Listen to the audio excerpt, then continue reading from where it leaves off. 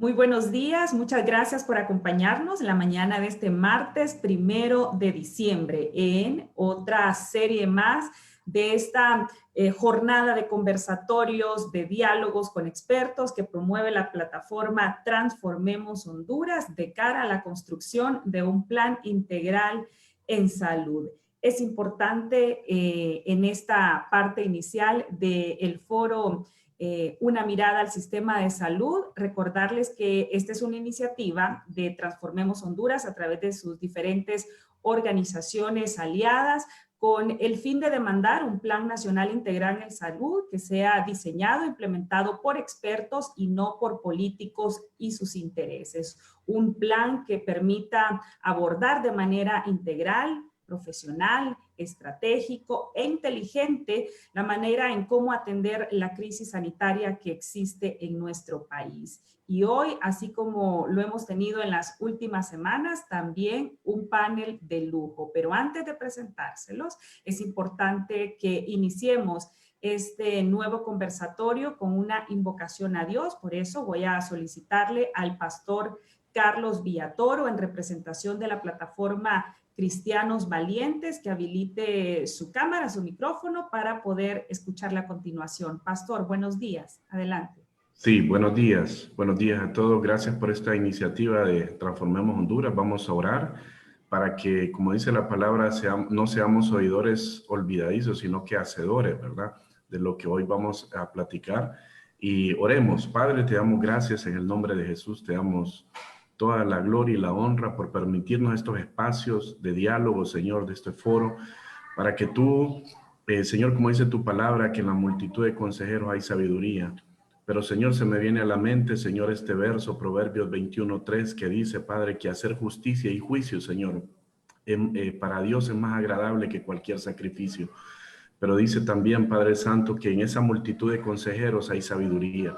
Y hoy sabemos que hay personas, Señor, apasionadas por este tema que es tan relevante en este momento, tan preocupante a la vez, Señor. Te pedimos de que la construcción de esta plática, de este foro, Señor, produzca un cambio, Señor, en la sociedad hondureña y sobre todo con el respaldo tuyo, Señor, porque tu corazón, Señor, late por la salud, por la educación, por el bienestar de cada hondureño, Señor, por una sociedad más justa. Ponemos este foro, Señor, en el nombre de Jesús. Te damos gracias y te bendecimos. Amén y amén. Muchas gracias al pastor Carlos Villatoro, en representación de la plataforma Cristianos Valientes, una de las organizaciones que también integran esta plataforma de Transformemos Honduras.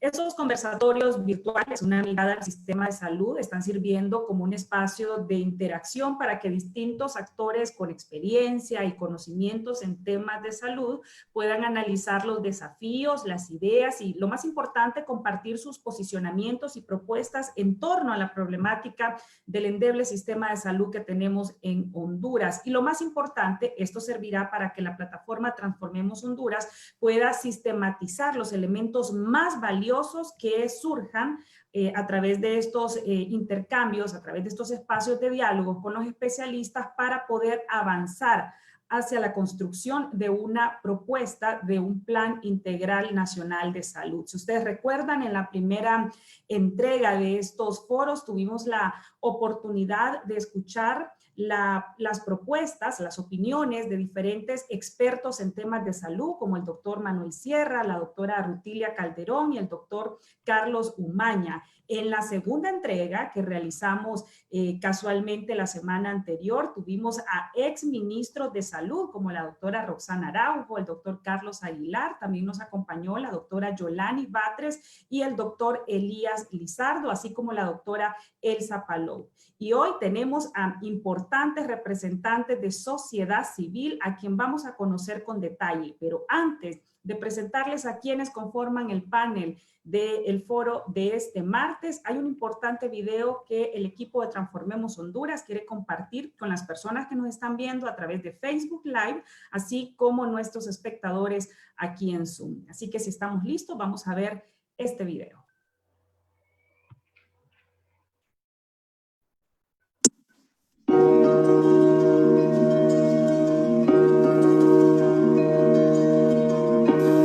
Un hombre está hospitalizado con COVID-19. Su hijo tiene dinero para comprarle medicina, pero en vez de preguntar al médico qué tratamiento necesita su padre, el hijo va directamente a la farmacia más cara, escoge unos medicamentos al azar y gasta todo su dinero.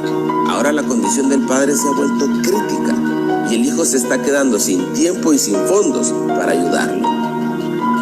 Parece un gran riesgo a correr cuando una vida está en juego, ¿o no?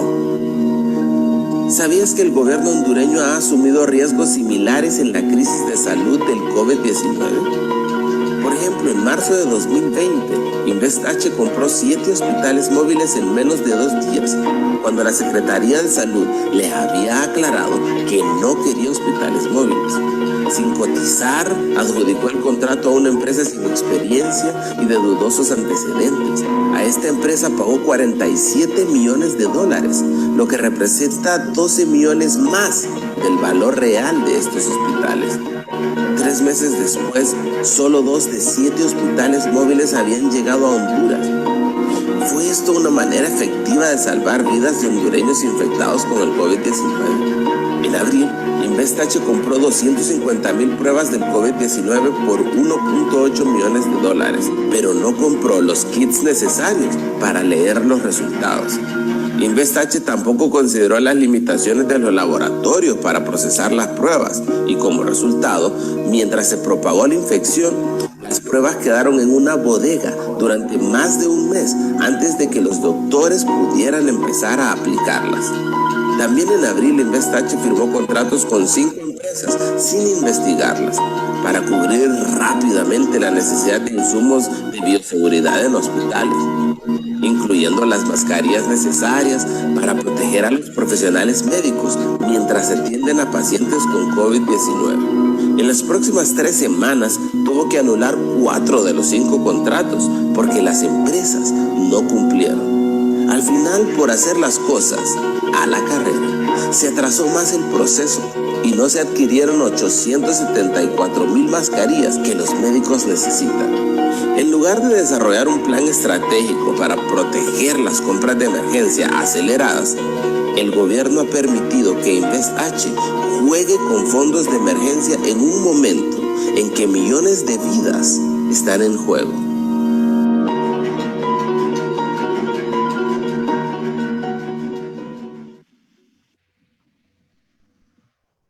Muchísimas gracias a Transformemos Honduras por compartirnos ese video que sin duda alguna refleja esa histórica falta de atención que ha tenido el sistema sanitario en nuestro país. Por eso es la importancia de buscar propuestas, soluciones para atender esta situación que sin duda alguna se ha visto agudizada en los últimos meses, tal como nos mostraba esta bonita producción del equipo de Revistazo y también de la Asociación para una Sociedad Más Justa.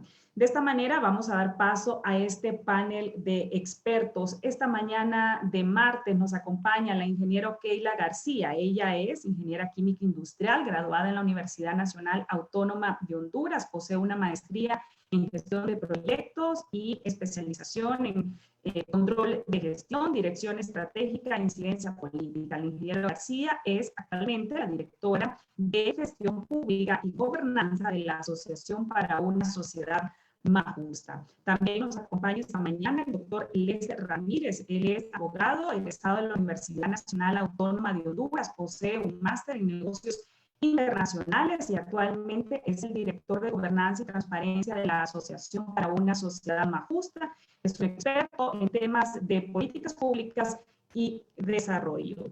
Y con nosotros también, integrando este panel, el licenciado Ismael Cepeda Galo. Él es licenciado en Economía, egresado de la Universidad Nacional Autónoma de Honduras, economista e investigador del Foro Social de la Deuda Externa y Desarrollo en Honduras, FOSDE. Es maestrante en Estado y Políticas Públicas, también de la máxima casa de estudios de nuestro país. Un panel de lujo y para moderarlo, también un moderador de lujo. Nos acompaña esta mañana el presidente de la Asociación para una Sociedad Más Justa, el doctor Kurt Alan Verbeek, a quien le solicito que habilite su micrófono para que nos ayude a moderar este interesante panel. Bienvenidos a todos.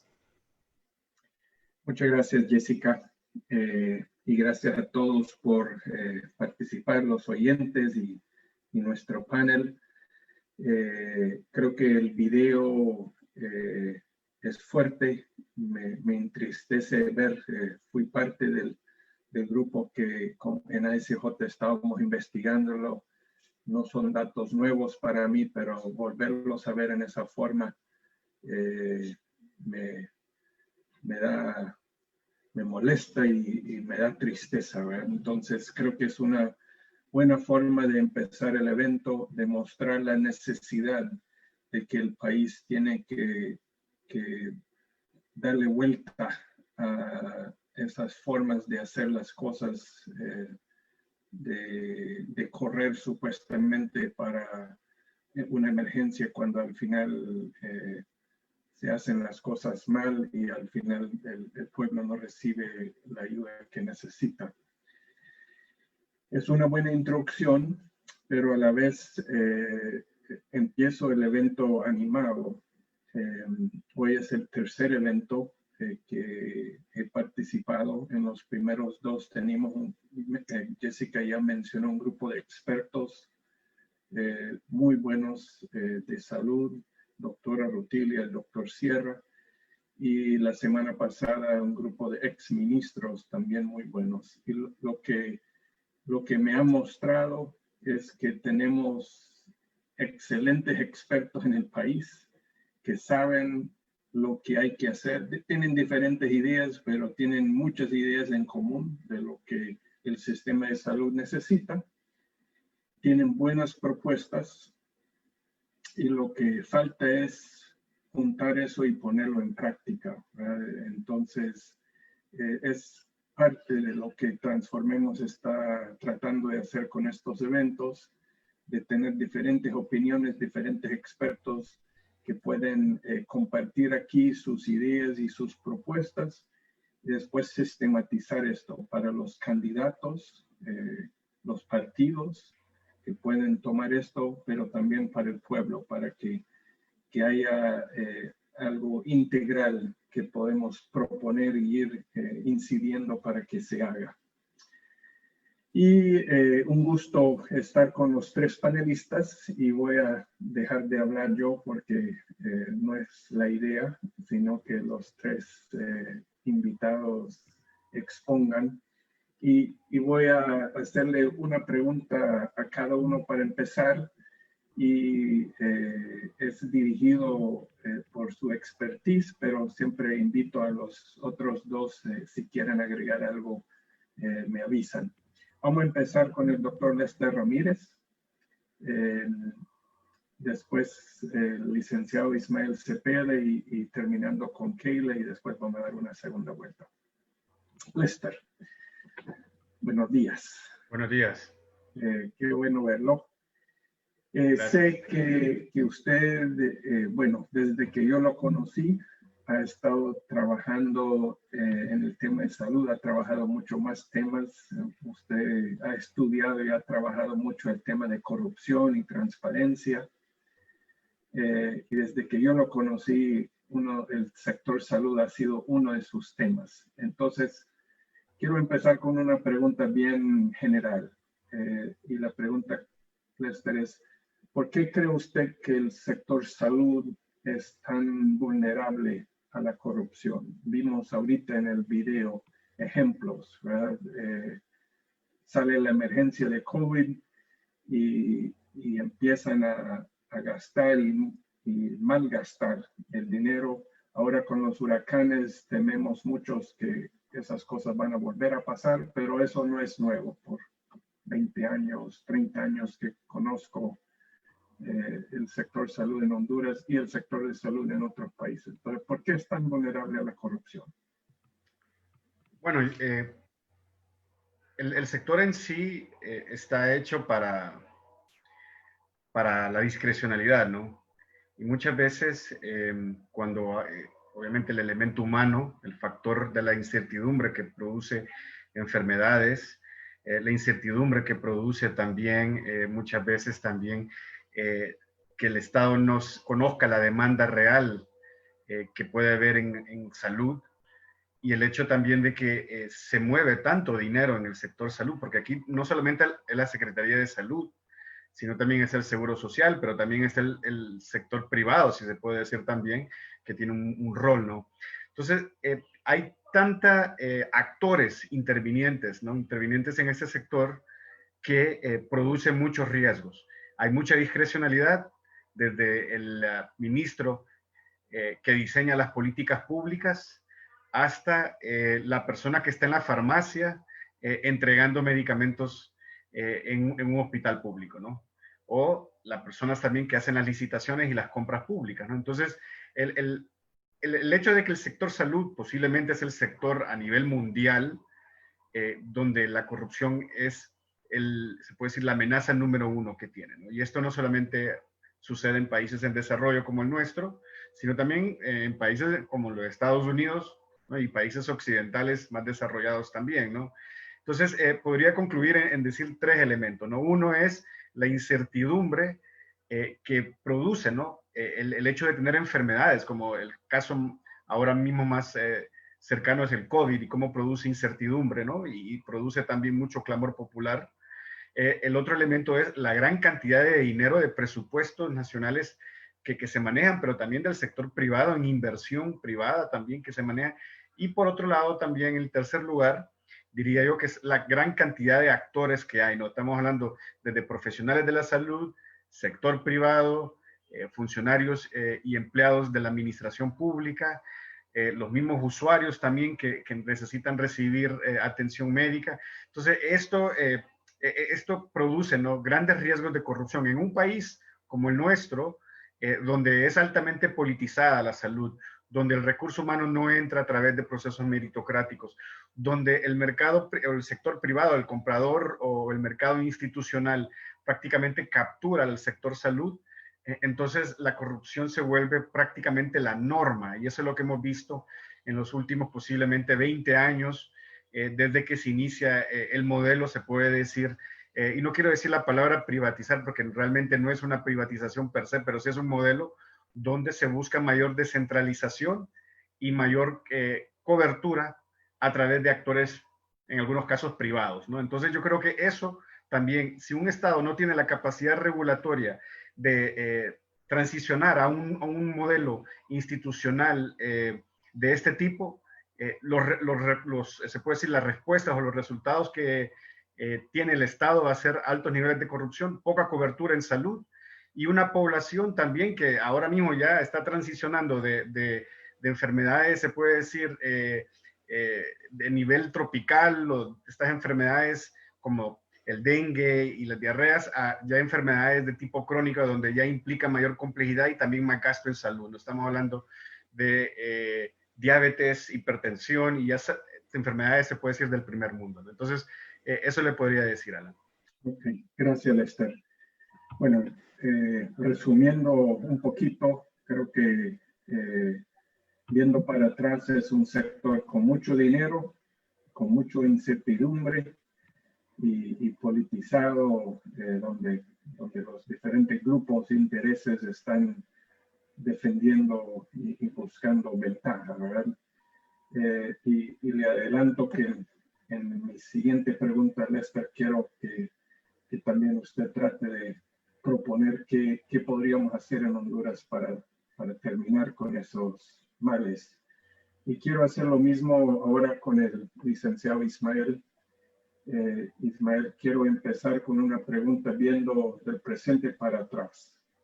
Cuando ustedes como FOSDE, usted como profesional, mire el presupuesto de salud, ¿qué nos puede decir? En general, la cantidad invertida en salud es aceptable, es más o menos suficiente.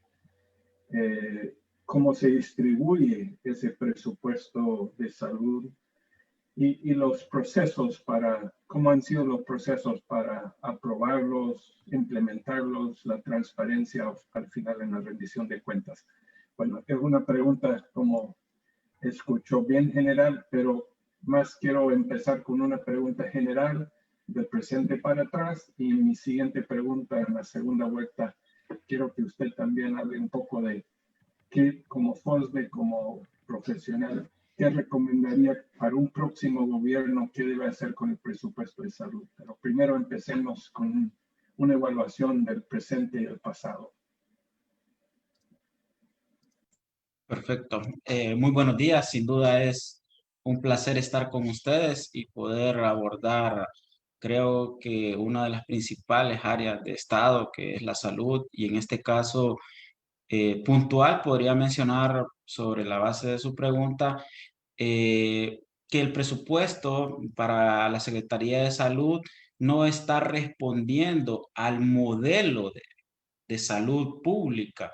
Esa es la primera arista, sobre todo porque existen diferentes áreas dentro de la salud que no están cumpliendo su rol. Cuando miré también el video, me surgió un impacto profundo porque si recordamos, en esa gestión de los recursos del COVID existía como una desvinculación entre la Secretaría de Salud, su ministra y también pues quien realizó las compras. En este caso fue Inves. Y eso me hace recordar que el presupuesto, entonces, ya que no responde a ese modelo, es porque existe esa desvinculación en su plan estratégico institucional y la parte de rectoría de la salud.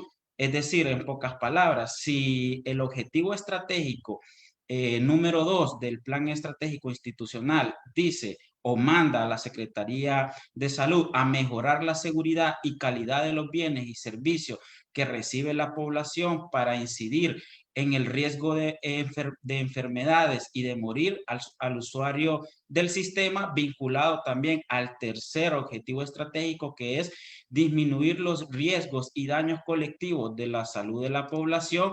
Podemos ver entonces que esa desvinculación de la rectoría entre las compras, entonces no necesariamente vuelve eficiente un presupuesto. Y aquí, claro, entramos en el debate de que la cifra podría ser mayor, podría ser menor. Sin embargo, el debate que debemos de incluir en materia de presupuesto, de recursos financieros, dando ese ejemplo que la Rectoría de Salud no está cumpliendo su función, es decir, que es ineficiente la cantidad independientemente sea mayor o menor de lo que se le está asignando. Y cuando entonces entramos ya a la parte de planificación presupuestaria, para un poco ir abordando la pregunta, es que sí, existen lineamientos, metodologías que crean esas metas, crean esos productos con que se van a cumplir las metas. Sin embargo, las actividades y las acciones operativas para tener una capacidad resolutiva en el sistema de salud no se está cumpliendo. ¿Por qué? Porque existe también una asignación presupuestaria dentro de esas actividades que no necesariamente están cumpliendo con el objetivo o la meta que se desea alcanzar. Por eso vuelvo al tema de la eficiencia, y en los procesos de asignación presupuestaria en la Secretaría de Salud también hay desventajas o competencia con otras necesidades de Estado. Por eso vemos que a nivel general la Secretaría de Salud sigue disminuyendo su presupuesto con respecto al presupuesto general. En pocas palabras, el presupuesto sí lo siguen incrementando nominalmente, se sigue incrementando 2.000, a veces 1.000 millones de lempiras con respecto al año 2000 o con respecto al año anterior. Sin embargo, hay otras secretarías, como por ejemplo la Secretaría de Defensa, que en menos de 10 años se ha triplicado su presupuesto. La Secretaría de Seguridad se ha duplicado su presupuesto en estos 10 años. Y la Secretaría de Salud solo ha crecido en estos 10 años el 60%, cuando seguridad, como he mencionado, ha crecido 100%, defensa en más de 200%. Entonces, También ver la Secretaría de Salud seccionada sin ver el contexto presupuestario en que se desenvuelve Honduras. Y no solo hablamos de defensa, de seguridad, pasa también igual en educación. Sus tasas de crecimiento no son similares a esta secretaría. Ahora también se compite con la deuda pública, que se ha convertido en la principal Secretaría de Estado en estos últimos 10 años. No es salud, no es educación, no es la infraestructura, no son los militares, sino son ese pago que se tiene que hacer a los diferentes acreedores, tanto en deuda pública interna como también la externa. Es entonces que los procesos de presupuestación también tienen que incluir ese debate. Y aquí, para ir concluyendo, entonces, hay estructuras programáticas, hay un presupuesto que va asignado tanto a rectoría como va para la provisión de la salud, como tiene que ver también con cumplir ciertos indicadores que al presupuesto como tal lo vuelve ineficiente y recalco ese concepto. ¿Por qué? Porque las características del sistema de salud actual y como ha sucedido durante los últimos 10, 20 años es en primer lugar la debilidad en el ejercicio de la rectoría. Luego pasa también ese proceso de presupuestación o en todo caso la ineficiencia del presupuesto es porque existe esa fragmentación del sistema nacional de salud. Vemos por un lado la provisión, vemos por otro lado las capacidades resolutivas, tanto en primero, segundo nivel, donde no hay una vinculación. Y un ejemplo muy claro cuando se vuelve ineficiente un presupuesto es cuando existe, por ejemplo, pacientes ambulatorios en el segundo nivel. Y eso hace entonces que el presupuesto que se está asignando para el segundo nivel de salud se vuelva ineficiente. Y aquí también entonces también cae en que existe una limitada capacidad de gestión del sistema porque pasa sobre todo por las debilidades en el financiamiento de salud. Entonces aquí puede existir la justificación de que, bueno, hay que incrementar el presupuesto, hay algunos que son todavía más radicales y dicen, bueno, el presupuesto de salud debe tener el 10% constitucional, así como pasa con la universidad, así como pasa con el Poder Judicial, que ya están establecidos los montos en la Constitución. Sin embargo, el asunto del presupuesto, lo que tiene que verse es dónde están siendo focalizados esos recursos. Muchas gracias, Ismael. Igual trato de medio resumir. Entonces, un problema sí puede ser la cantidad de recursos que estamos dando al sector salud. Y usted enfatiza un tema que a mí siempre me gusta enfatizar, porque estamos priorizando el sector defensa.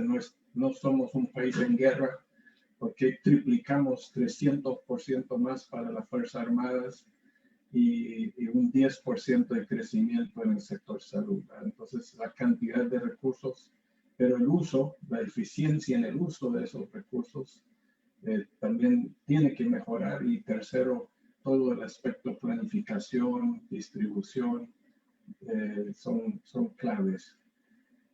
Cuando volvamos con usted, Ismael, entonces mi pregunta va a ser, y para adelante, para un próximo gobierno, ¿qué recomendaciones tienen?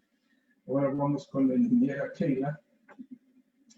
Keila, yo sé que usted y su equipo han hecho varias ya evaluaciones del sector salud, viendo cómo compran, cómo contratan y cómo despiden empleados, sus resultados. Quisiera ver si usted puede tal vez señalarnos 2 o 3 cosas positivas de esas evaluaciones que usted cree que un próximo gobierno debería cuidar o blindar, pero también 3 o 4 de los problemas más graves que ha visto que un próximo gobierno tiene que cambiar y mejorar. Gracias, buen día. Es bueno tener la oportunidad de compartir algo de lo que hemos aprendido sobre el sistema de salud en estos años, en estos últimos 4 años en las evaluaciones. Realmente iniciaría señalando los aspectos positivos que se han encontrado, porque sí hay ahí elementos que, como usted decía, se deben cuidar. Uno de ellos es el fideicomiso para la compra de medicamentos y que se ha ampliado recientemente a otros insumos. Este fideicomiso, que es manejado por el Banco de Occidente con un comité técnico, ¿verdad?, que incluye también participación de sociedad civil para la toma de decisiones. Hemos podido evidenciar en las evaluaciones pues que este fideicomiso está cumpliendo con los procedimientos establecidos para hacer sus compras, ¿verdad? Ellos están solicitando los detalles de la planificación, de los requerimientos, han logrado desarrollar herramientas claves, por ejemplo, su histórico de precios, su registro de precios, que les permite a ellos analizar la razonabilidad de los precios de las ofertas que ellos reciben. También han determinado procedimientos, han definido procedimientos para la recepción y la verificación de la calidad de los medicamentos que ellos están recibiendo, y eso es sumamente importante cuando escuchamos en el pasado, ¿verdad?, cuestionamientos sobre la calidad de los medicamentos que estaban siendo recibidos. Y otro elemento importante que hemos visto allí en el fideicomiso de medicamentos es que ellos aplican las garantías cuando hay incumplimiento de los proveedores. Eso es algo que genera muchas pérdidas también, y vemos en otras instituciones que hay muchos incumplimientos y simplemente no pasa nada, ¿verdad? Y se pierden recursos, pero el fideicomiso ha estado supervisando el cumplimiento y aplicando estas garantías para poder asegurar que se disponen de los medicamentos e insumos. Y eso se evidenció justamente ahora en la emergencia con el COVID. Nosotros hicimos auditorías también a procesos de compra del fideicomiso y podemos ver que ellos tuvieron éxito en el sentido de cumplir sus procesos a pesar de la presión de la carrera, como decía el video, con el que tenían que responder, y asegurar que se estaban entregando los insumos de protección personal que se requerían para atender la pandemia. Sin embargo, siempre hay retos pues con este modelo, y especialmente para nosotros, a pesar de que se identifican muy buenas prácticas, es importante que se puedan replicar, y eso requiere pues también una transparencia amplia por parte de este mecanismo de compra, ¿verdad? Que por el momento, como está sujeto a regulaciones privadas, pues no pueden compartir la totalidad de la información, y si se quieren replicar esas buenas prácticas es necesario que puedan abrir un poco más para compartir esos elementos. También es importante que la Secretaría de Salud tenga una participación mucho más activa, porque la transferencia de tecnología o de conocimiento en cómo está funcionando esta buena práctica, si podemos llamarlo así, debe transferirse a la Secretaría, porque al final lo que queremos es el fortalecimiento de los mecanismos de compra de la Secretaría de Salud y no solo de una unidad externa o particular. Entonces es importante que la Secretaría asuma ese rol de supervisión en las diferentes etapas, y no solo para hacer el requerimiento de compras, ¿verdad? Entonces es necesario que se cumplan también esos términos en el fideicomiso que están establecidos ahí para lograr obviamente una institución más fuerte en las compras de medicamentos. Otro elemento positivo importante que nosotros identificamos en la Secretaría es justamente la cultura de generación de datos, las estadísticas. La Secretaría de Salud pues ha podido desarrollar históricamente, por el apoyo de organismos internacionales, sus procesos para recolectar datos, generar datos, para hacer reportes. Sin embargo, el problema con esto, o la limitante, es que ha estado diseñado para una cultura de papel, ¿verdad? ¿verdad? Y eso tiene sus retos porque es importante contar datos. Creo que ahí la Secretaría cuenta con muchos datos para la toma de decisiones, pero para que sea oportuna tienen que poder procesarlos en tiempo, ¿verdad? En tiempo real, de manera ágil y de manera que esté enfocado también a aquellos datos y estadísticas relevantes sobre la atención, sobre la calidad del servicio que ellos están prestando en los diferentes niveles de su atención, ¿verdad? El reto aquí es cómo se dinamiza, cómo se actualiza y se moderniza todo ese proceso con herramientas que permitan tener datos de manera más oportuna, procesarla, ¿verdad? Actualmente hay una cultura fuerte, ahí se puede ver que conocen los procedimientos, sin embargo, los datos son procesados, bueno, el anuario sale 6-7 meses del año siguiente, ¿verdad?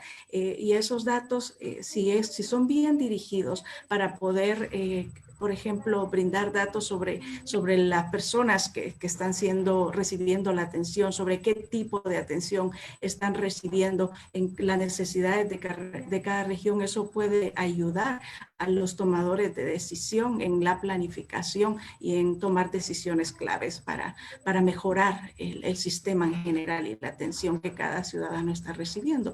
Creo que destacaría esos dos puntos positivos. En cuanto a lo que se debe mejorar, efectivamente hay un reto grande en la contratación del personal, ¿verdad? La selección del personal. Nosotros creemos que la Secretaría de Salud debe contar pues con los mejores médicos, con las mejores enfermeras o mejores gestores, ¿verdad? Administradores, laboratoristas, etcétera. Y para ello pues deben seguir el procedimiento que ya está definido por Servicio Civil, ¿verdad? Y en los procedimientos que la normativa que ya vigente establecen. Sin embargo, hemos encontrado que hay una injerencia política bastante alta en los procesos de selección. Incluso existe un acuerdo ejecutivo que define que todas las contrataciones de personal deben pasar por una de las secretarías de la presidencia para que puedan entrar a la secretaría. E incluso a finales de 2018 y 2019, inicio de 2019, se realizó el concurso médico, que en realidad fue, quiero destacarlo como un ejercicio que puede demostrar que sí se puede hacer el procedimiento porque se realizó con participación ciudadana, con veeduría ciudadana y se logró la contratación de 270 médicos que ganaron el primer lugar en este concurso meritocrático, ¿verdad? En donde se revisaban todas sus calificaciones y el que obtenía el primer lugar podía aspirar a una plaza, ¿verdad? Eso fue realmente histórico, con reconocimiento de diferentes sectores y evidenció que sí se puede. Sin embargo, a pesar de ese logro, hubieron muchas presiones políticas y aproximadamente 78 personas, 78 médicos que no habían obtenido el primer lugar, obtuvieron su plaza, pues su contrato, justamente por esa presión, ¿verdad? Entonces, eso nos evidencia realmente que hay un reto grande en la gestión del recurso humano para poder hacer más eficiente todo el funcionamiento de la Secretaría y al mismo tiempo asegurar que la calidad de lo que se está brindando es buena, ¿verdad?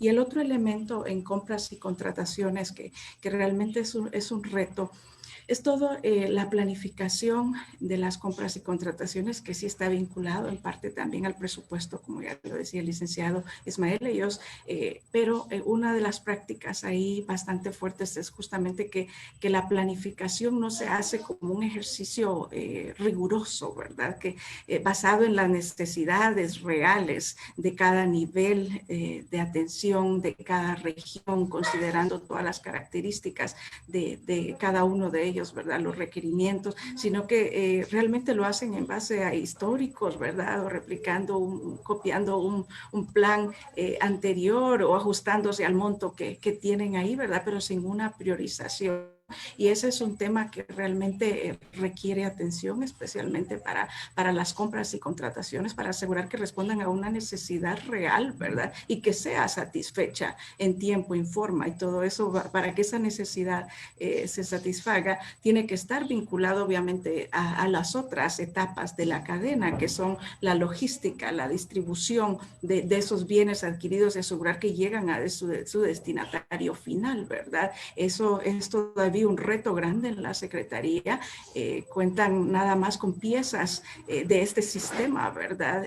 Pero realmente no cuentan con todas las condiciones de almacenamiento que se requiere para asegurar. Ya vimos en el video el tema de las pruebas, ¿verdad? De COVID, eso es solo uno de los ejemplos de lo que se ve en el sistema. Tienen que mejorar condiciones de almacenamiento y toda la logística, y cuidar de que llegan y allí al almacenar y distribuir, temas de vencimiento de medicamentos, y todo eso genera un reto grande para la Secretaría. Creo que cerraría por ahora. Muchas gracias, Keila. Creo que sí es bueno escuchar que hay cosas positivas que aún hay que mejorar, de lo del fideicomiso, la cultura. Yo me acuerdo cuando leí el informe de ustedes, qué bueno ver que hasta en el centro de salud más lejano, allá más adelante de La Ceiba, tenían datos de dengue, de malaria, y bien hechos, ¿verdad? Entonces hay una cultura y un control de información que hay que cuidar, y muchas veces no se reconoce, pero también hay mucho que mejorar, ¿verdad? El sistema lo mencionó Lester, de contratación por mérito, y todo lo que es la cadena de compras, ¿verdad? Desde la planificación hasta cómo hacer llegar esto al usuario. Gracias, Keila. Ahora volvemos donde usted, Lester, nos hizo un pequeño diagnóstico, explicación de por qué el sector salud es tan débil, tan fácil corromper. Ahora queremos dar una segunda vuelta y dar recomendaciones a los candidatos, al próximo gobierno, si realmente hay un interés en hacer un sector salud fuerte, eficaz, eficiente, no corrupto. ¿Qué es lo que el próximo gobierno debe hacer? Igual, cómo organizarlo, no sé, usted, Lester, pero unos 3, 4 recomendaciones principales para un próximo gobierno. Wow. Bueno, volviendo a lo que estaba mencionando Keila, antes de entrar de lleno a responder a la pregunta, es interesante ver el modelo del fideicomiso, ¿no? Porque el modelo del fideicomiso es una externalización del servicio público, es decir, se está contratando un actor privado para hacer una función pública, ¿no? Y esto creo que es una dinámica que funciona cuando también hay un control sobre este actor privado, es decir, por el simple hecho de que el actor privado va a realizar una función pública, no quiere decir que ya va a ser eficiente esa función o ese servicio, sino es que debe haber un control. Y eso yo creo que es la clave de cualquier proceso de reforma que pueda haber en términos de la gestión de la salud pública. Ahora bien, lo que usted pregunta, Alan, este es un tema muy complejo porque el sector salud, al igual que el sector educación, mueve votos. Es decir, se suele decir de que en el sector educación, por ejemplo, por cada docente que se puede decir enchamban, ¿no? En términos coloquiales, un político, son 5 votos adicionales que le va a generar a ese político, ¿no? Y en el sector salud también sucede esto. Acabamos de ver el ejemplo que menciona Keila, de que a pesar de que se hizo un proceso meritocrático para seleccionar doctores, 78 se lograron colar por influencia política. Entonces, aquí creo que el primer paso, y por eso es tan complicado hacer una, se puede decir, reforma al sector salud sin tener esa voluntad política para llevarla a cabo, ¿no? Muchas veces los técnicos nos fijamos en los elementos técnicos, nos fijamos en procesos, nos fijamos en tiempos, pero sin ese compromiso político de decir, ¿no? Bueno, de ahora en adelante, tanto el partido X o el partido Y o la empresa X o la empresa Y, no vamos a meter la mano en la toma de decisión. Lo que nosotros decidimos al inicio en el proceso de planificación, eso lo vamos a cumplir.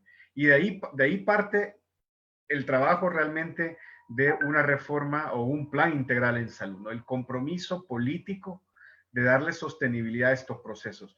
El sistema de salud, y como lo digo, es un sistema, ¿no? Y aquí creo que Keila e Ismael lo mencionaron claramente, ¿no? Hay 6 partes, ¿no?, de este sistema. Por un lado está, y recalco, ¿no?, el liderazgo y la gobernanza del sistema, que aquí no solamente implica el ministro de Salud, también, como dije anteriormente, también aquí están los gremios, están los sindicatos, además de eso está el sector privado y también están los usuarios del sistema, ¿no? El otro pedazo o la otra pieza del rompecabezas es la entrega del servicio, ¿no? Ese punto donde el Estado le brinda el servicio público al usuario, ¿no? Y ahí es clave también reducir la corrupción, especialmente en contextos como los actuales que tenemos, donde la demanda en salud, por ejemplo, en el Valle de Sula, en este momento, una de las necesidades más altas es el agua potable y agua para beber. Entonces, el tema del agua entra dentro de lo que es el sector salud, y eso va a ser muy importante ver, por ejemplo, en el caso actual del huracán, ver que el manejo del agua no cae en manos del crimen organizado. Que eso en la Ribera Hernández, por ejemplo, ya había precedentes antes del huracán, donde veíamos de que grupos criminales tenían el monopolio de la entrega del agua, ¿no? El otro elemento que es muy importante trabajar, y lo venimos recalcando, es el recurso humano. El recurso humano es fundamental para limitar los riesgos de corrupción. Es decir, para reducir corrupción necesitamos un recurso humano meritocrático. ¿Qué quiere decir meritocrático? Bueno, que no solamente es el hecho de que esa persona sea seleccionada a través de capacidades y méritos académicos, sino que esa persona, una vez es escogida de esa manera, va a saber de que lo único que debe cumplir es la ley y su función es como prestador de servicio público, y no debe estar cumpliendo los mandatos o las instrucciones que un diputado, un presidente de gobierno o cualquier autoridad política le mande, ¿no? Entonces eso es muy importante porque eso es lo que le genera la autonomía, ¿no? Hemos visto en casos de corrupción, por ejemplo, de los hospitales a nivel descentralizado, si se puede decir así, cómo los administradores de los hospitales son nombrados por los diputados.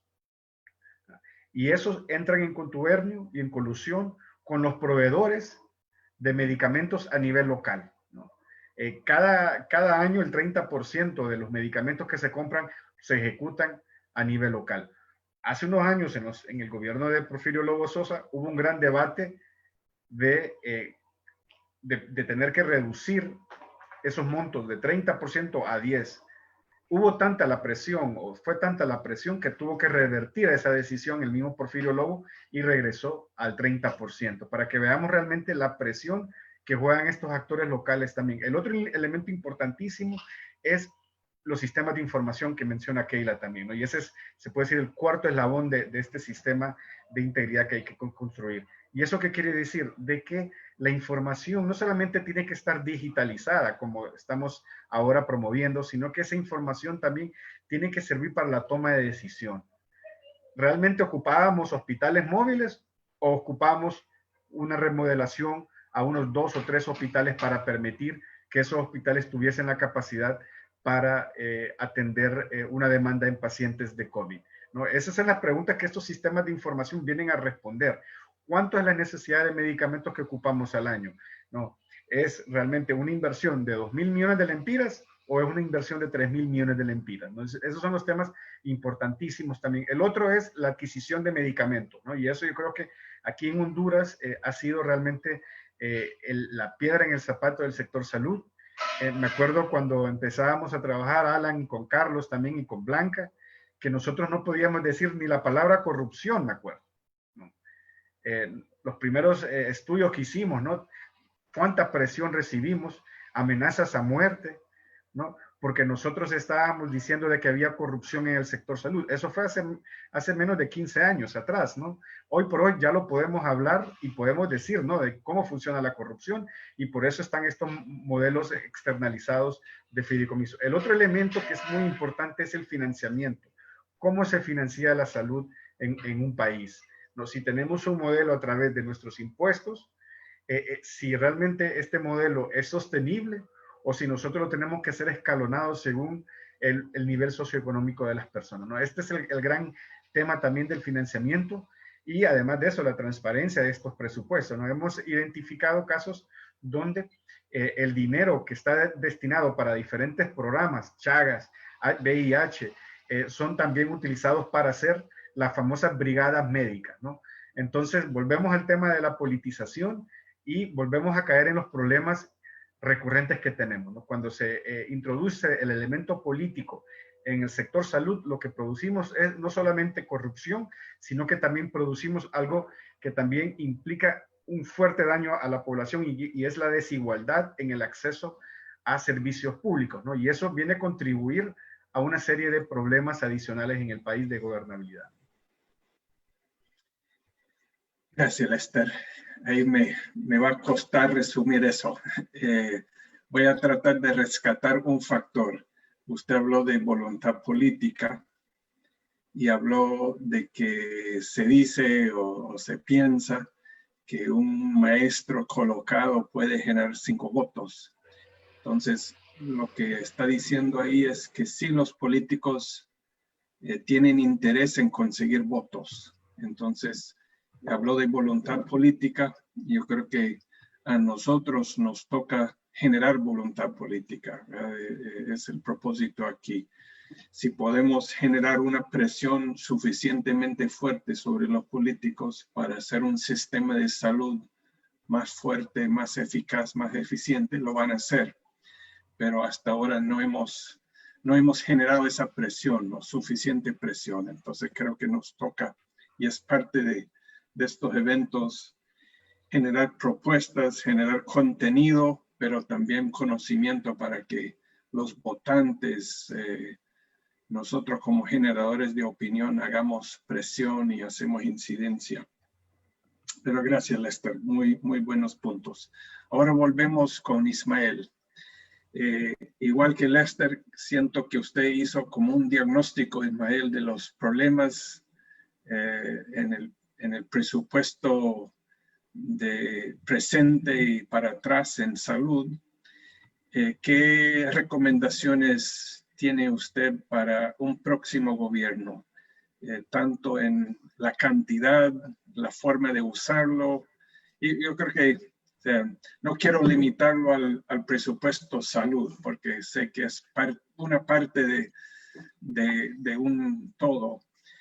Tal vez entonces tratar de mencionar o incluir el tema de salud, pero en general, ¿qué debe hacer un próximo gobierno en cuanto al tema de presupuesto? Tanto valor total, pero también la forma de elaborarlo, implementarlo, distribuirlo en salud, pero también en otros temas. Quisiera decir unos 4 puntos, y sobre la base de bueno, un documento que se está trabajando de FOSDE, sobre todo pues, el sistema de salud, desde el enfoque económico y presupuestario que nos corresponde. Y por eso me miran como un poco empoderado con este tema de salud, porque hemos ido trabajando fuertemente.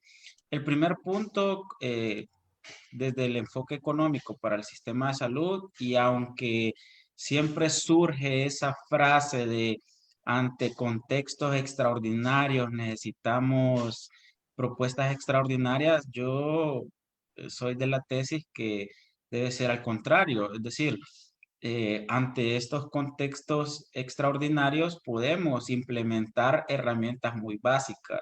Es más, una de las propuestas va encaminada pues a retomar la pirámide como la conocemos, del primer nivel de atención, que es el ambulatorio, y el segundo nivel de atención, que es el hospitalario. Es decir, ya hay una estructura potente con que se ha creado el marco de la resolución de la salud.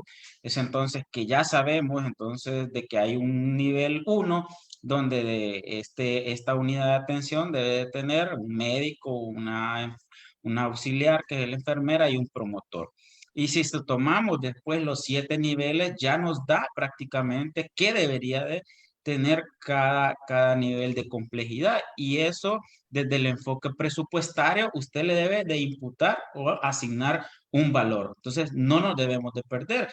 Y va relacionado a los indicadores o a las metas que está dentro de su región o de su zona de impacto. Entonces, desde el enfoque económico, usted ya tiene un horizonte, tiene una propuesta simple, pero muy potente, porque así usted puede tener una capacidad resolutiva que aquí va ligado a la segunda propuesta, descentralizada.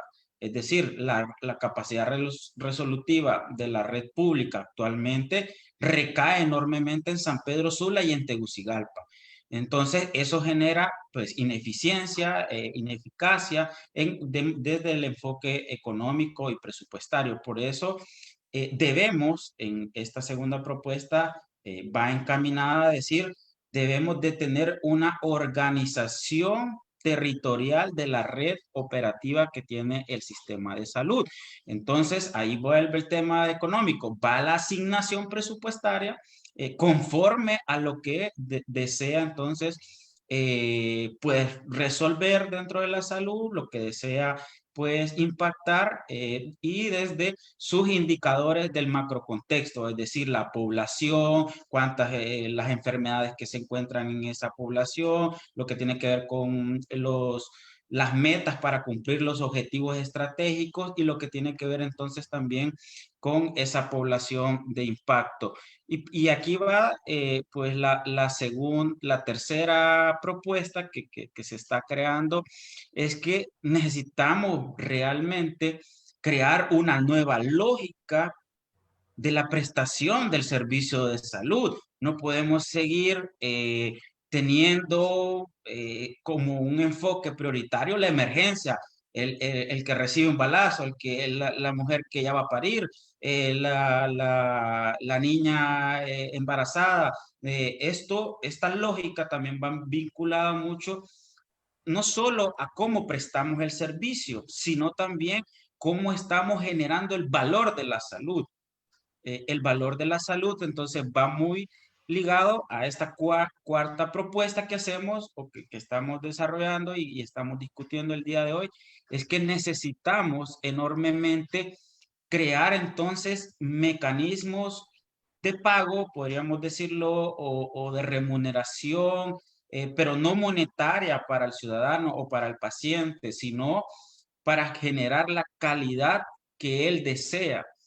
En pocas palabras, si él desea una asistencia en el sistema de salud eficiente y eficaz, debe de poner de su parte, no solo llegar, y un poco decía el doctor Lester, bueno, ¿qué pasa con el financiamiento que se le está dando, pero no se le da al agua potable, no se le está dando a la energía, no se le está dando a la educación sexual, reproductiva, no se está dando la educación formal, lo que tiene que ver también con la infraestructura productiva, la infraestructura en agua y saneamiento, todos esos elementos.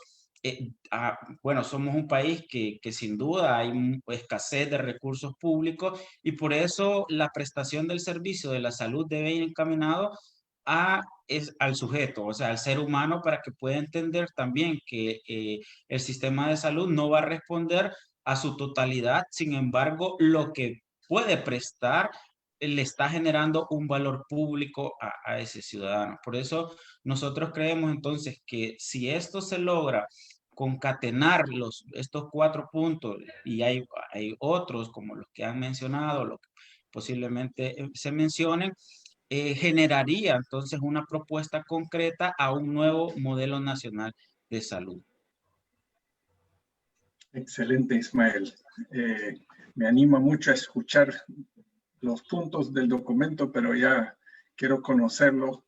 Creo que va a ser un insumo súper bueno junto con estos eventos y las ideas de los expertos, los exministros y ustedes hoy, ¿verdad? Entonces, me alegra escuchar de la coincidencia que vamos trabajando en lo mismo. Ahora, ingeniera Keila,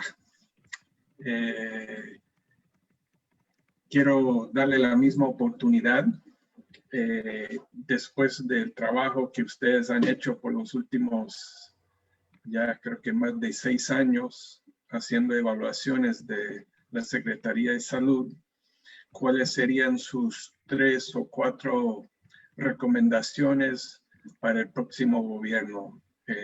¿Cuáles son los temas en que más deben poner atención para al final mejorar la salud de la población, que eso es lo que todos queremos? Gracias. Sí, creo que definitivamente estamos en sintonía con el licenciado Ismael Confoste y su forma de pensar. Para nosotros es importante que puedan haber cambios en la forma en que se está planificando, y esto requiere, desde nuestra perspectiva, una caracterización de la población meta, de la población en cada zona, en cada región, qué es lo que se necesita, ¿verdad? Cuáles son la incidencia de enfermedades ahí, y obviamente determinar en base a ello cuáles son los recursos que deben destinar, ¿verdad? Ahora no se ve con claridad que hay un plan estratégico que esté orientado a ir mejorando, como decía el licenciado Ismael, la atención primaria, que es relevante para evitar que colapse el nivel secundario, ¿verdad? Y que tengamos llenos de emergencias. Entonces es importante que la Secretaría pueda desarrollar este ejercicio de caracterizar la población, tener claridad de los requerimientos en cada nivel, en cada zona, porque hasta ahorita nosotros encontramos datos en donde ellos pueden hablar de atenciones, ¿verdad? De número de atenciones y grandes números, volúmenes de eso, pero si usted quiere tener claridad en cuál ha sido la evolución de un paciente, por ejemplo, de la mejora en las condiciones de salud de la población, eso es difícil de responder, y es importante que se pueda tener un enfoque en el usuario, efectivamente en la mejora de las condiciones de vida,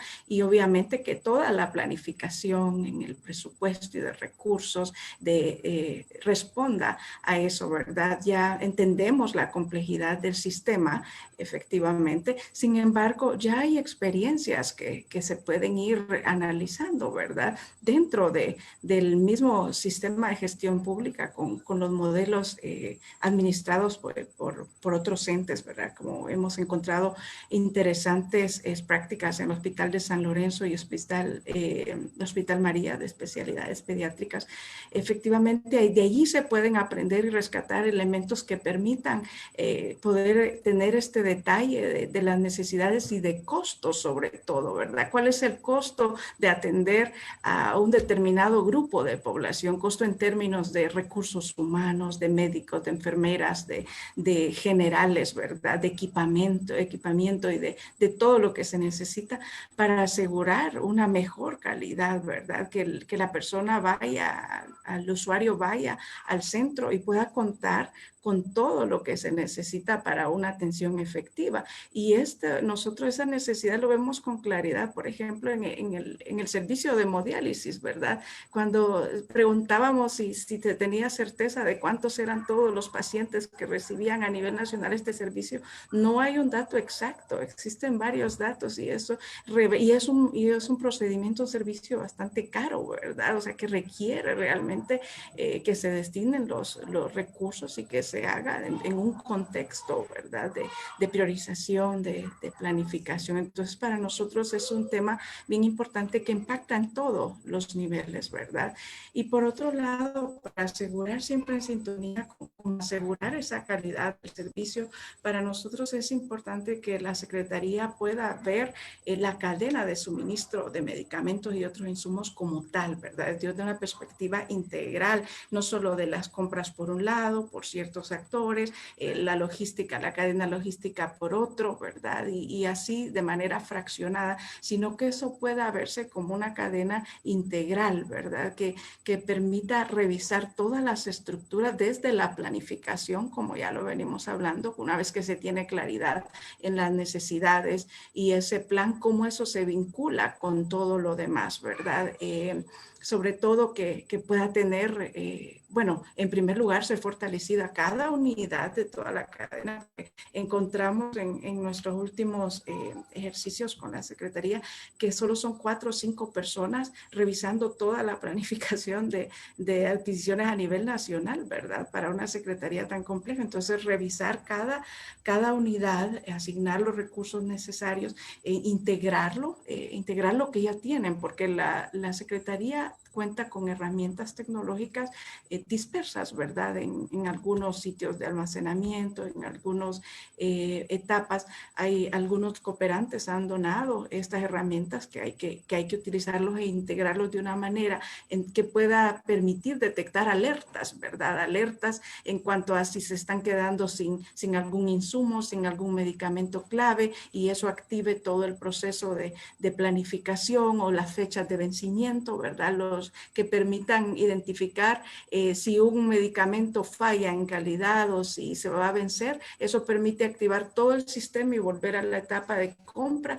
para poder solicitar al proveedor, pues ya sea el reemplazo de los documentos si existe la carta de compromiso o eso, ¿verdad? O efectivamente tomar otras medidas. Para nosotros es importante que se pueda trabajar en toda esta cadena y que se tomen todas las acciones para que sea oficial, ¿verdad? Que eso sea obligatorio, donde cada involucrado pueda trabajar de manera coordinada, teniendo esta herramienta tecnológica integrada que les permita también alimentarla y dar los datos de cómo está todo el sistema a nivel nacional en lo que es el aprovisionamiento de lo que necesitan, para que los pacientes no solo lleguen por su consulta y su receta, ¿verdad? Sino que también puedan salir con sus exámenes realizados porque existe el equipo, con sus medicamentos. Creo que ahí concluiría. Bueno, excelente, Keila.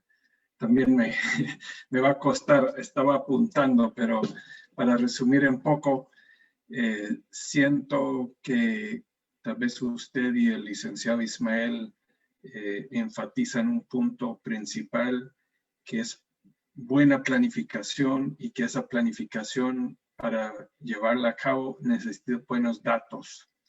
Yo creo que es interesante porque usted al principio mencionó eso como una fortaleza, pero a la vez ahora es saliendo como una debilidad, la falta de información, que al final, especialmente en forma digital, un sistema de información, de saber cuántos pacientes hay, que cómo va la tendencia, si hay más malaria o más dengue, tal vez en una zona se manda tantos pastillas para malaria, y se manda lo mismo a las diferentes zonas o lo mismo que el año pasado, pero realmente no hay un control si eso es lo que la región necesita, si el número de casos va aumentando o disminuyendo. Y me gusta lo que usted mencionó. Hay buenos ejemplos de hospitales que ya están haciendo eso en el país. Entonces no tenemos que ir a otro país, tenemos modelos de que esto puede funcionar. El tiempo se nos acaba, pero quiero hacer una última pregunta a los tres. Voy a seguir en el mismo orden. Tal vez si pueden limitarse a unos 3 o 4 minutos cada uno. Primero, Lester,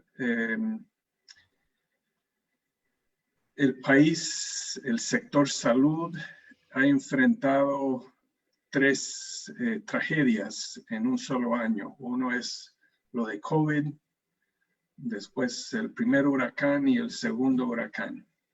Entonces han sido desastres en casi todos los sentidos, pero el sector salud ha sido uno de los más afectados y llamado a contestar, a responder. Entonces, para terminar, quiero ver, Lester, uno o dos puntos que usted puede recomendar para el próximo gobierno, cómo debería responder. Creo que el COVID no termina ahorita en este año, los efectos van a seguir, también los huracanes. Entonces, más para tal vez no el próximo gobierno, pero este gobierno el otro año, el último año de este gobierno, ¿qué debería hacer para enfrentar el sector salud de estos COVID y los 2 huracanes?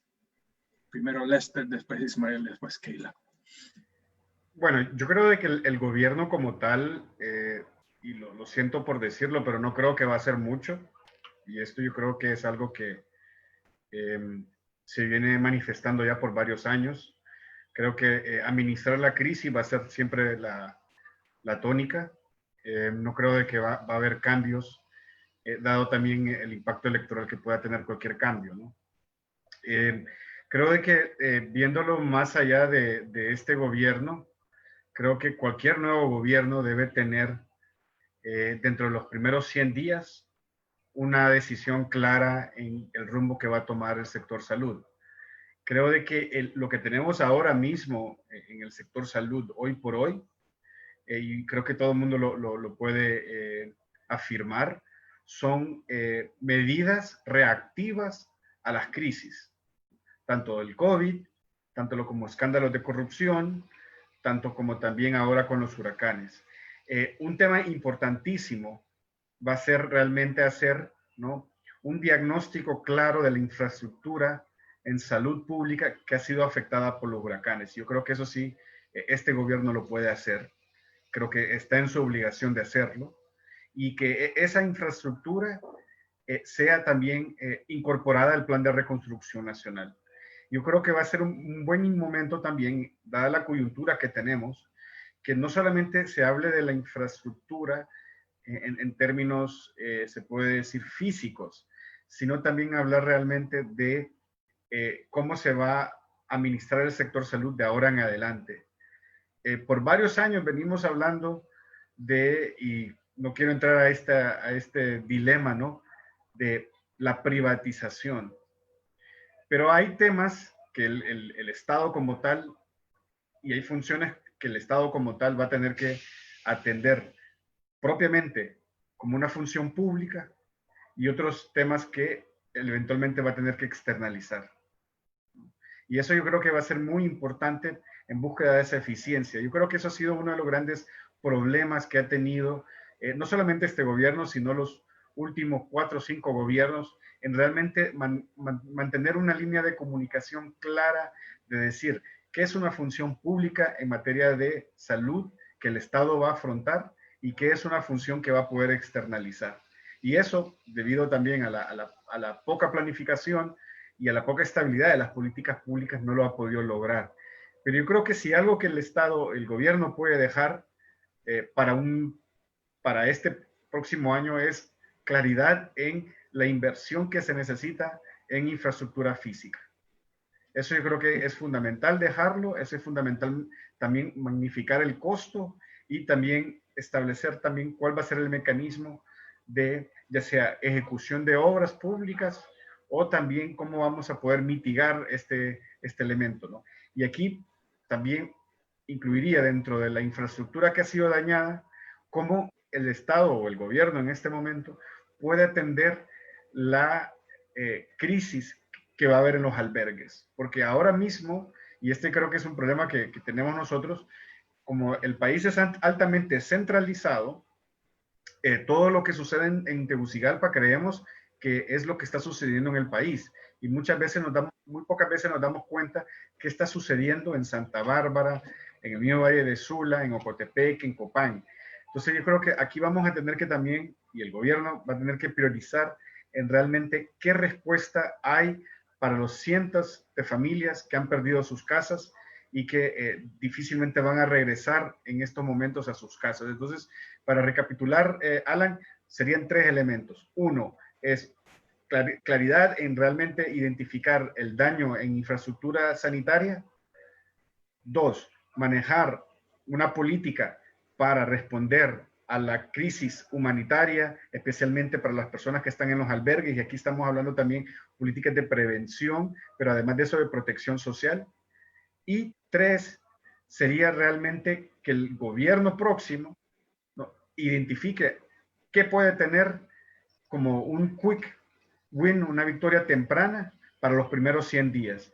Y esos primeros 100 días van a ser clave, porque yo dudo mucho que el nuevo gobierno va a tener también mucho espacio de legitimidad y de confianza ciudadana. Entonces, en los primeros 100 días, ese nuevo gobierno tiene que estar tomando medidas contundentes, enfocadas a reformar realmente el sector salud en términos financieros, en términos de recursos humanos y en términos de inversión en el gasto público, ¿no? Gracias, Lester. Muy buenos puntos. Ismael, igual, 3 o 4 puntos para este gobierno, para el próximo año enfrentar COVID y los efectos de los huracanes y si quiere, como Lester, agregar un poco para el próximo gobierno. Sin duda, lo que ha mencionado el doctor Lester es de suma importancia. Yo se lo resumiría a él de una manera que también es una propuesta para este gobierno y que su ejecución sea para el próximo. Es que es necesario un plan de inversiones del sistema de salud que sea aterrizado con lo que está pasando actualmente.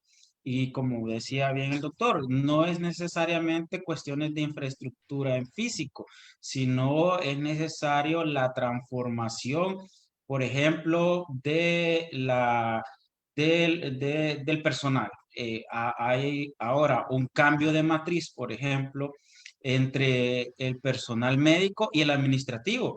O sea, cada vez está absorbiendo, y lo digo desde el enfoque presupuestario, cada vez absorbe más y más recursos el personal administrativo que el personal médico. Entonces uno dice, bueno, ¿qué pasa si es como que en la Secretaría de Educación tuviésemos más administrativos que maestros?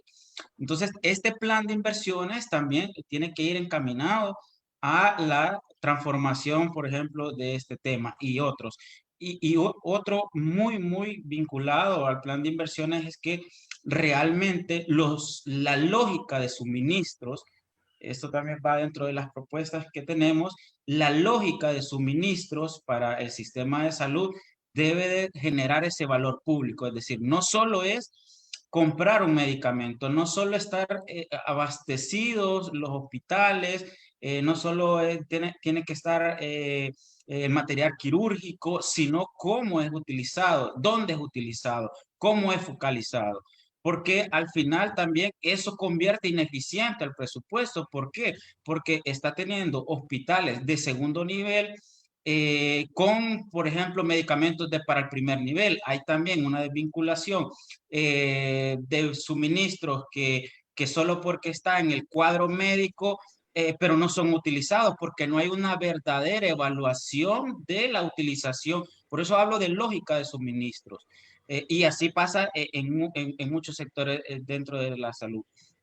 Y por último, otra de las grandes propuestas es que realmente esta posiblemente también sea muy potente, es que realmente debe de existir una vinculación con la seguridad social. Estamos hablando solo del sistema, solo del Ministerio de Salud, pero ¿qué pasa con el Seguro Social? ¿Qué pasa con las otras prestadoras de esos servicios? Entonces,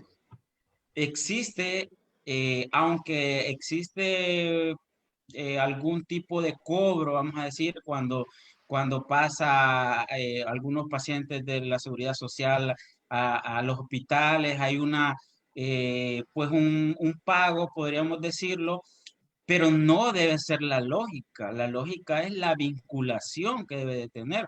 No es necesariamente solo porque está asegurado y va a un hospital público, se le debe realizar un cobro como si fuese un bien o servicio privado o un bien o servicio como cobrarle el cable o pasarle la factura de energía eléctrica a él. Entonces, creo que este elemento es poco discutido en las discusiones del Sistema Nacional de Salud. Si no hay una vinculación con la seguridad social y cómo se complementa y cómo podría tener una capacidad resolutiva los dos o hacer una sola fuerza, vamos a seguir también teniendo esa ineficiencia económica de la salud actualmente, porque también trata de nuestros impuestos, trata como asegurados, trata sobre los patronos, sobre quién está pagando esa cuota, el Estado, o sea, esos elementos económicos, financieros, presupuestarios, prácticamente no son discutidos y solo saben decir, por ejemplo, en la seguridad social, levantar los techos, o en en la salud pública, no, más presupuesto. Entonces, ¿por qué? Porque no existe esa vinculación real de estos dos sectores. Yo por ahí me quedo para Gracias, dejarlos Ismael. con las expectativas de lo que estamos proponiendo o lo que estamos construyendo desde FOSDE. Y bueno, gracias. Esperando el documento. Gracias, Ismael. Keila, últimas palabras, ¿alguna recomendación frente a COVID y los efectos de los dos huracanes? Gracias. Creo que quisiera destacar 3 puntos. Uno es que efectivamente los recursos son limitados, ¿verdad? Como nos lo expresó con claridad el video. Entonces, quiero enfatizar que además del plan de inversiones que menciona el licenciado Ismael, que es esencial que responda a una priorización, también debe haber una organización, ¿verdad? De todos los actores involucrados, porque ahora vemos pues que para atender estas emergencias surgen una serie de actores, algunos duplicando esfuerzos, o sea, no se ve con claridad si hay una estrategia detrás de todo eso que los vincule para asegurar que va a haber una atención, ¿verdad?, oportuna y adecuada. Entonces sí creo que es importante ese plan de inversiones con priorización de los recursos que hay, que coordine todos los diferentes actores y que también sea con miras a la sostenibilidad, ¿verdad? Creo que el ejemplo más reciente que miro que para nosotros como sociedad civil fue doloroso es el de en la compra de los hospitales móviles, ¿verdad? Nosotros nos hacíamos la pregunta, wow, una inversión de esa magnitud de 48 millones de dólares, todo lo que pudo haber hecho en infraestructura actual, ¿verdad? De los centros de atención, de los establecimientos actuales, pensando en que eso pueda ser utilizado en el futuro, ¿verdad? Y no solo así en este momento para la emergencia, y lo mismo con el personal. Si se va a contratar personal de atención para la emergencia, pues que también pueda ir pensando que sea personas con perfiles que puedan también incorporarse a la estrategia de fortalecimiento de la Secretaría, como decimos, que busque tener el personal, el mejor personal y todo en cantidad y en calidad, ¿verdad? Eso por un lado. Y otro elemento para mí importante es que ante la falta de confianza de la que gozan las instituciones, ¿verdad?, públicas en este momento, es lamentable la desconfianza que hay.